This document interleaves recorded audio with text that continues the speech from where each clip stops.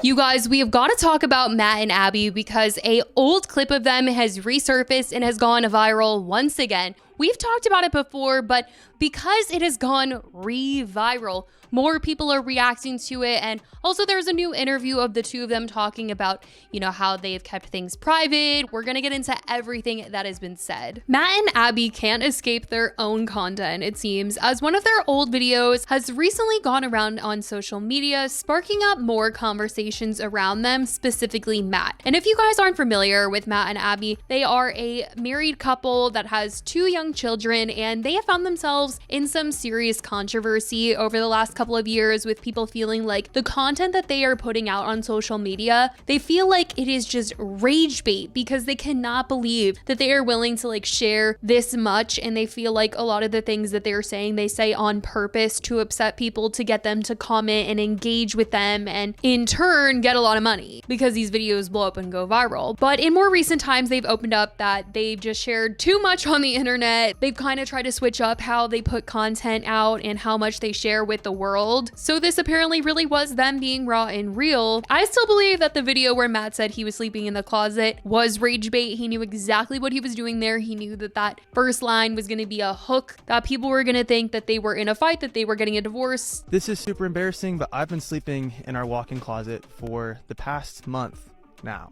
This is our guest bedroom mattress that I dragged all the way from our guest bedroom into here. Later explaining that it was because he had insomnia and couldn't sleep and didn't want to disturb Abby, but I feel like he definitely knew what he was doing there. I think since he's the one that is really curating their content and posting for them, because Abby says she is just not on her phone, he knows what he's doing. But because of all the backlash, they've both agreed to not do that stuff anymore, or as much. But basically, one of their videos from 2023 has recently gone viral again. It was a video from their birth vlog, but it was shortened for a TikTok, and it has circulated, and it's caused some people to be annoyed at Matt all over again. Recovering from birth hit us like a train, and it's probably not for the reasons that you would think. On day 1, it was all sunshine and rainbows. Abby was getting pumped full of pain meds, and it seemed like nothing could possibly go wrong. Our family and friends came, we sang happy birthday to our son, but the atmosphere quickly turned. The first night, we got 4 hours of sleep combined. The hospital staff was super nice, but they had to come in our room and run tests on mom and baby for what seemed like every hour on the dot. There were a lot of diaper changes and tears shed, and then it was time for Abby to walk after having a C-section less than 24 hours before. I was very impressed. I could tell she was in pain. She was doing a really good job of hiding it, but it wasn't the physical pain that wrecked us. It was actually the emotional. It felt like the world was ending. Now, even in the moment, we knew that this was only temporary and it wasn't true, but it still felt very real for us. I was struggling to juggle taking care of my healing wife and new baby, and Abby felt overlooked. Look, having a baby is an incredible thing. There's nothing more beautiful than creating a new life with the one that you love, but it's definitely not easy adjusting to that new life when you're sleep deprived and recovering from a major abdominal surgery. So if you're a new parent and you're overwhelmed, just know that you're not alone. People recently commented and said, "You were struggling?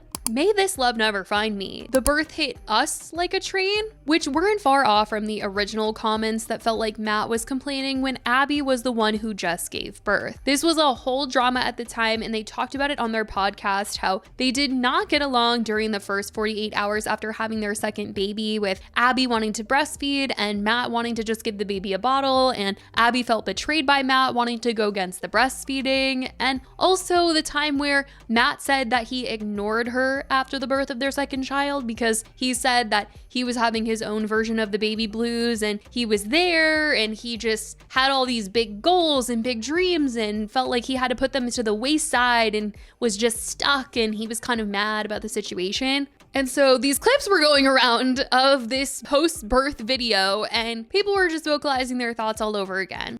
Can you even imagine going through something as traumatic as a C-section and then your husband saying that your marriage was strained the whole 48 hours after your C-section because of your postpartum hormones, and then nitpicking about your breastfeeding because your milk hasn't came in 100% right away, which is 100% completely normal, and then probably having your husband being very unsupportive and trying to make you formula feed and bottle feed because he's saying that you're basically not doing right by your baby by trying to formula feed and waiting for your milk to come in, which it does come, and it comes in a week after or something, and baby's fine with just a couple drops of milk.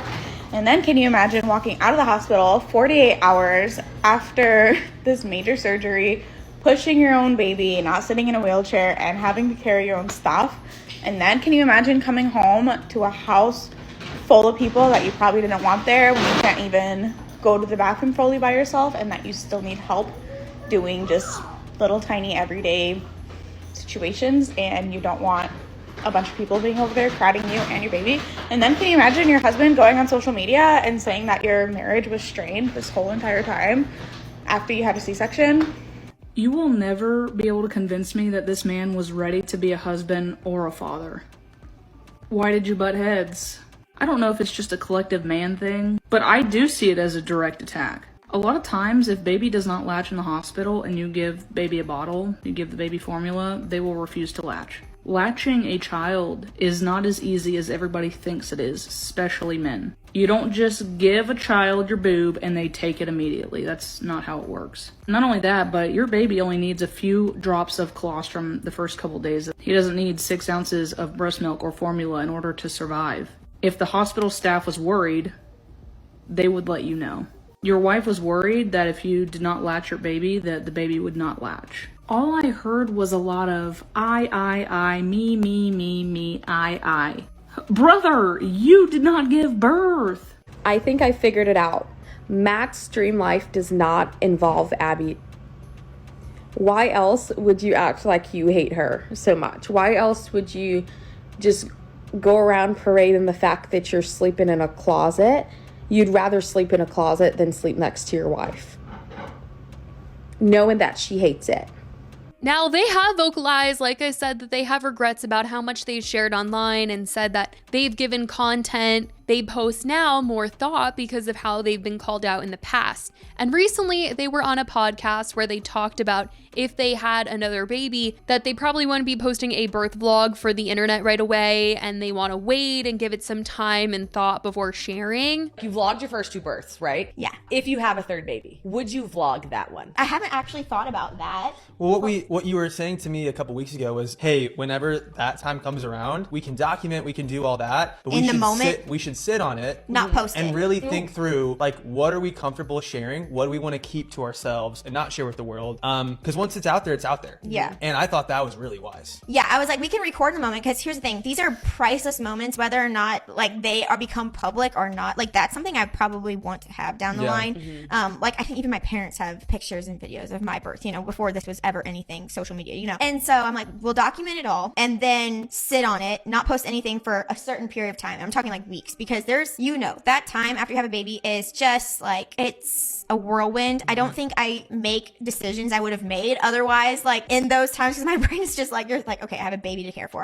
My hormones are crazy. And so, yeah, that's basically, I'm just making a longer story out of Matt said, but like sit on that longer, kind of marinate, let it rest, let everything settle, and then decide what we want to make public. That's what we would do differently. But as much as people have said they don't favor these two and don't have the best things to say about them, I will say that on the same podcast, they did get some praise for talking about their decision to keep their 2 sons offline. I think in the beginning of them just starting their family, people did see them as potentially another family to exploit their kids and use them for content, and that wasn't the case here.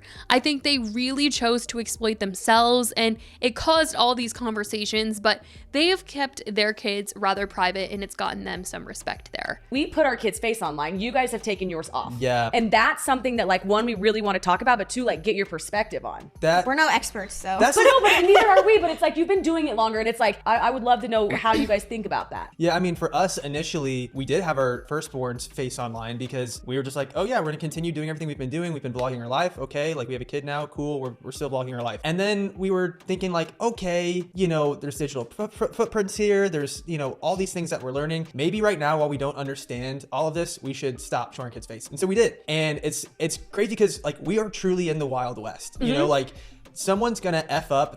There already have been parents that have F'd up online and like hurt their kids. And so we're like learning at like, oh, don't do that. Good. Okay, don't do that. But like we don't want to be one of those people that like accidentally, like we want to be best for our kids. So I think like for us, we're just coming from the standpoint abundance of protection. Like it might be an overreaction, who knows, like down the line, but it's like, I guess we'd rather be safe than sorry. I think the other thing too is that like we chose for our lives to be public facing. Our kids, like we kind of want to give them like the autonomy to make that choice for themselves if they want to down the line. But obviously they're not like, we talk about them, we share them, just not their like face. We don't want them to be like a central part of our content or to be recognizable individually. But yeah, who knows what it'll look like down the line. Every parent has to make the decisions for their own kids, and this is just where we're at. So that's what's been said about these two recently. I certainly want to know what you guys think about their old clips getting them in some more trouble, what people have had to say, plus their reflections on what they've put out and decisions to pull back next time around.